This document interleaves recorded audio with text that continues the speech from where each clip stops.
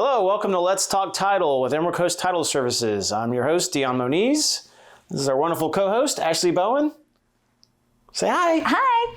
And then today we have our special guest, Rodney Waits with Equity and Trust Realty. That's right. I say that right? Thank you for having me. Yes, Yeah, excited absolutely. to be here. Glad to have you. So we're going to talk a little bit about the real estate market for 2020. 2020 has been quite the year. And the same holds true for the real estate market in 2020. But before we get into that, Rodney, tell us who you are, what you do, why you're here. Okay, cool, man. My name is Rodney Waits. I'm a real estate entrepreneur. I'm a co-owner and a realtor with Equity and Trust Realty Incorporated. My background is mostly marketing, sales, advertising, and I got into real estate about 5 years ago. I've loved it ever since. It's been something that I just felt I really had a knack for. And as of lately, I'm really starting to see how much I've never known in the first place. It's kind of crazy. But the market in itself and the team I'm building and the persona I'm trying to take on in this current day and age is both, mending old school forms of marketing and newer school forms of marketing. So when I said real estate entrepreneur, I said that on purpose. I like that. I like real estate entrepreneur. Yeah, it's nice. And it's also something like you could say real estate consultant or, real estate advisor. Well, there's a little bit more behind it because I'm also in the midst of opening a coffee shop. Oh, yeah, I was going to bring that up. You did first. So, I mean, you're an entrepreneur in the full sense. Yes, absolutely. Yes. So tell us about your coffee shop real quick. Sure. So before the coffee shop talk kind of comes, and no pun intended, right? I want to let you know that I have certainly had a couple businesses before, and it's been quite a wild ride, to be honest. So let's talk about how you've taken your entrepreneurial spirit and merged it into real estate. What do you do? What would you say you do as a realtor that is different than the other 4,000 realtors in town? Yeah, I'm sure that's even undercutting how many there really are. It's funny because I was at a group this morning and they were like, what do you do? And they were talking to a new member in the group and he was like, I'm a real estate agent. And he was like, you're the only one in the room. I can guarantee it. I'm being saying facetiously, right? I think we're all either best friends or family members or, somehow related to a realtor. Yes. Well, it kind of goes back to like the real estate entrepreneur sense, right? Like I want to focus on bringing more value to the table, as we would say in the space these days. And I basically have a lot of different ways that I would hope my clients think I'm different. But my number one way is I use innovative marketing strategies to tell the story of the properties that I sell. I'm specializing right now in selling properties, and I have a team of 3 or 4 buyer's agents that help me with helping people acquire homes or, look at possible investments when it's on this side of the, Emerald Coast. But that's what I do is I'm always trying to progressively just keep up with the latest social media platforms. I'm always trying to put myself out there directly. Like I've got a channel that I've made for like personal use now for a couple of years.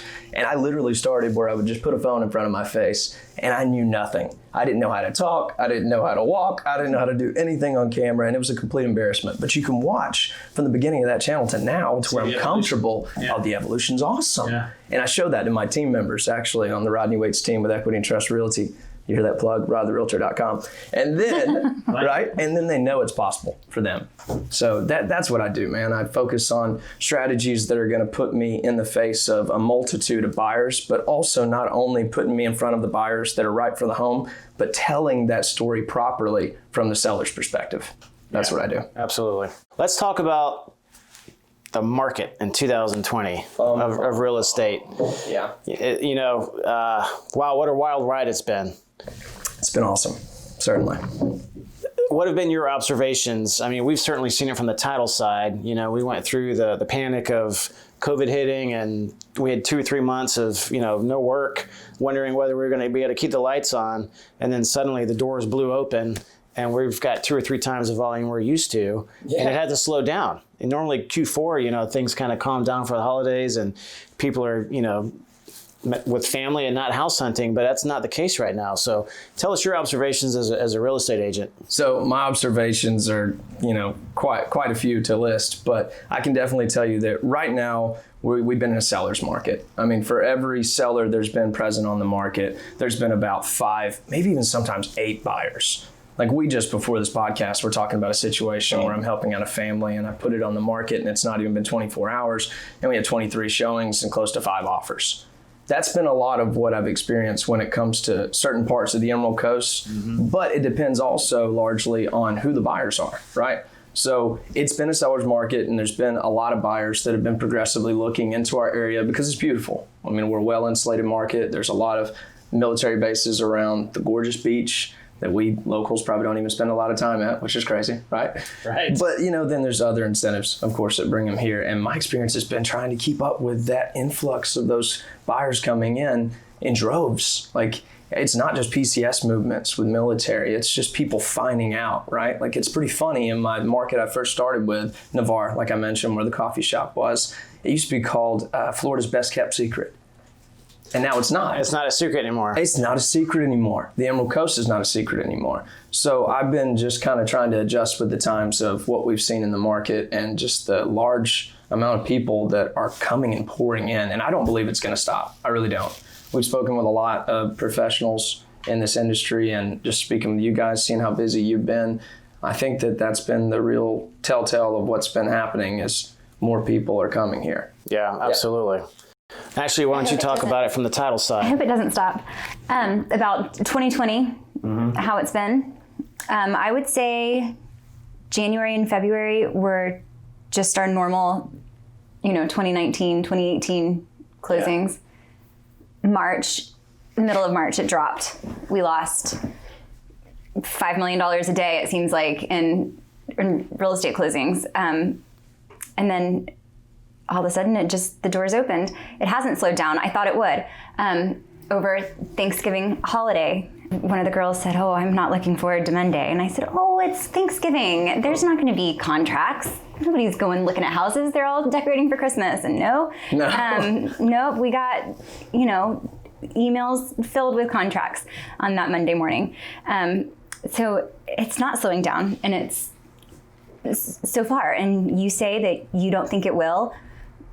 That's music to my ears. I hope it doesn't, because we're getting the hang of it. We're getting the hang of all these closings. Yeah. Well, because we had the benefit of historically low interest rates, which are going to stay in place for a while, according to the Fed. Yeah. So that's keeping the refi work flowing in. And then because of COVID and all these states that are in lockdown and everything, people are deciding they're tired of that and moving down here. Whether they vacationed here or talked to a friend that's been here, they've decided they can work remotely, stick their toes in the sand, work from their laptop, and enjoy paradise instead of being in a city that's on total lockdown from COVID. We've had people coming from California lately. Yes, and I've seen that a lot. Weird. Yes. We've never had Californians come here. But California's on lockdown, and so maybe that's why, I don't know, or maybe they're just hearing about it. Right. But that's weird. California. Yeah. And I'm hearing from some as well that some people are finally getting tired of paying all the state taxes and all that. That's it. So that's a large part of it. It's the zero income tax and like the amount of people that are seeing that as beneficial to their future investment portfolios and things like that. It's huge. So in addition to looking the way it does, being paradise here, it's financially beneficial for these folks to come live here as well. So. Absolutely.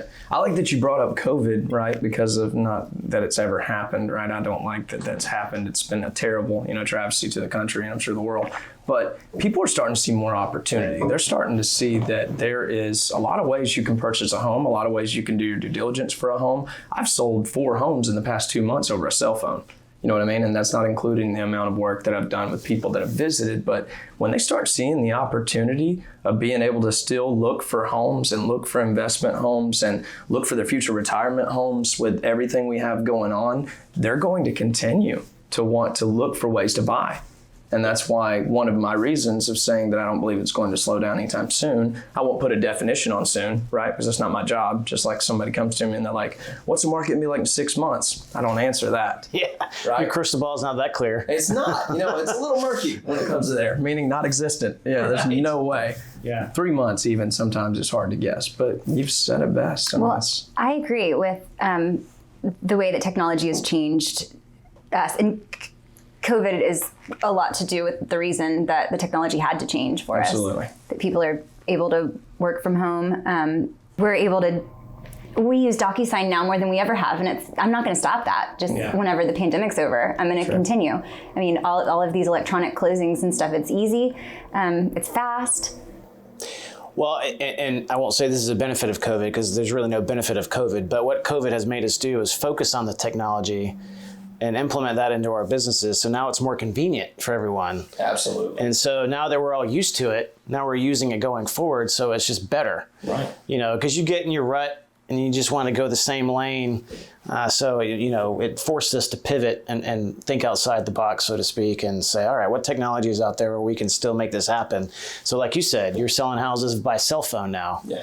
And there's Matterport with those 3D digital renderings where you can basically do a virtual walkthrough like you're there. Yes. So very cool technology that's available that we're all taking advantage of, and that's made it a better world. I wonder if they did those, those glasses that you put on. VR goggles? Yeah, It's do coming. Matterport with It's VR coming. goggles. It's coming. Then you can really do a walkthrough. Yes. Well, I mean, there's, like you said, the technology is immensely very, very forward for our, day and time. So they have to where some of those apps that you've already mentioned and some of those services that you've already mentioned show full dimensions of the room. So when people want to make those trips to come down and say, hey, I want to see if a washer and dryer will fit this dimension. I want to see if a refrigerator will fit that hole in the, kitchen. Those are important, right? Mm-hmm. Well, before, and as always, we've always had plat maps and we've always had the specific dimensions of the home, but never have we had really the individual pinpointed spots of the house that you can tell by just doing one of those Matterports or just by doing something further, like a Matterport. Yeah, that's great. So you can remodel the house without ever even... Before you even get there. Before you even get there. It'll be nice and ready for you once you arrive. Actually, that happened. So a friend of mine that is one of the ones in the area that does the Matterport, there was a celebrity buyer buying a house on 30A, did the Matterport, whatever you call it, everything was via Matterport. He sent that to his contractor. His contractor took that and sent it to all the subs, and they completely did the whole remodel job from the Matterport without the buyer even having to come down and deal with it. Wow. All remotely from Matterport, because the measures were exact. Yeah. So. Really awesome. Yeah, it is. It is. I used to think that app on your phone, the tape measure app, I thought that was something cool. It was. It was. It's like you and I were Like 5 years ago, it was cool. That's it. That's it. And doing things like this, right? Like podcast and keeping up with the times with innovative videos that sell homes like we've all talked about already. There's always going to be something else that pops up. There's always going to be another social media. There's always going to be another platform to get on and create a plan for and a strategy for. So this isn't really going to stop at all. And that's what leads me to believe maybe the market will match that. Yeah, it makes you wonder in the next 5 years what we're going to have technology-wise, because it's just accelerating at a faster pace every time. Right. Let's talk about the inventory real quick. Sure. In this area. I know inventory is usually around 4,000 units, and now we're down to under 2,000 units that are available. Yes. So that's a huge indicator or a factor in it being a seller's market, and whether that's going to continue. Right.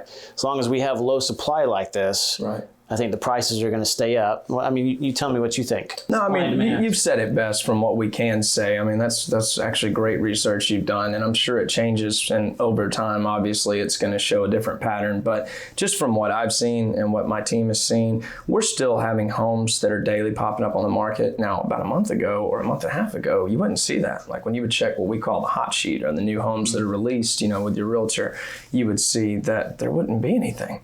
And you would wonder, what is going on? I mean, there are buyers still here, like we talked about already, and there's no homes popping up.